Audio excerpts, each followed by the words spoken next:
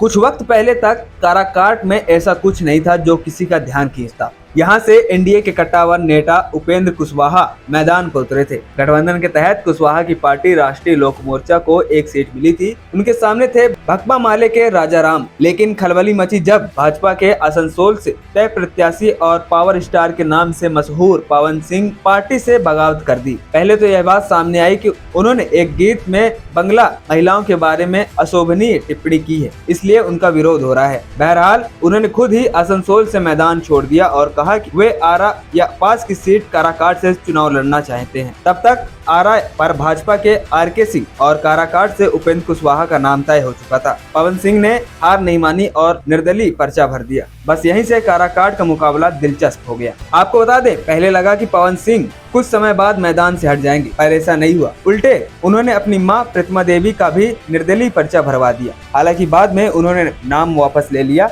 इस पर भाजपा नेता आरके सिंह ने तो मन से ही कह दिया था, पवन या तो बैठेंगे अन्यथा पार्टी से निकाले जाएंगे। इसके कुछ दिन बाद ही पवन सिंह को भाजपा से निकाल दिया गया। मुकाबला इस कदर पेचीदा हो गया कि पीएम मोदी को कुशवाहा के समर्थन में रैली करनी पड़ी।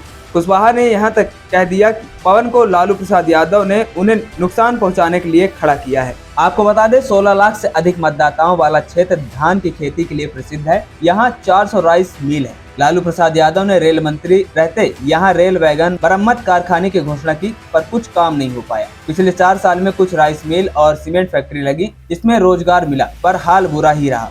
युवाओं को रोजगार की तलाश है। नवीनगर इलाके में नक्सली गतिविधियों पर रोक लगाना, सोन नदी पर पुलों की संख्या बढ़ाना, डलमियार नगर के संबंध में संयंत्र चालू कराना और सोन नदी पर खनन के वाहनों को जाम को खत्म करवाना प्रमुख मुद्दे हैं। वहीं विक्रमगंज बड़ा शहर है। यहाँ के संजीवनी अस्पताल के पास टेंट मालिक संजीव कहते हैं, पवन सिंह के आने से माहौल गर्मा गया है। यहाँ से राष्ट्रीय लोक मंच के उपेंद्र कुशवाहा को एनडीए की तरफ से टिकट दिया गया है। उनका यहाँ से भला क्या मतलब। महागठबंधन के भकपा माले को यह सीट दी थी। इसके प्रत्याशी है राजाराम सिंह। काराकाट से मेडिकल स्टोर मालिक अरुण कुमार सिंह कहते हैं, हम भाजपा के वोटर हैं। पवन को पता नहीं क्यों टिकट नहीं दिया गया। उनका आसनसोल से क्या लेना देना। अब उनके मैदान में निर्दलीय उतरने से मुकाबला रोचक हो गया है। आपको बता दें, तीनों बार एनडीए को जीत मिली है। काराकाट सीट 2009 में अस्तित्व में आई थी। पहले सांसद जदयू के महाबली सिंह थे। 2014 में एनडीए के घटक दल रालोसपा अध्यक्ष उपेंद्र कुशवाहा जीते। 2019 में जदयू के महाबली सिंह गठबंधन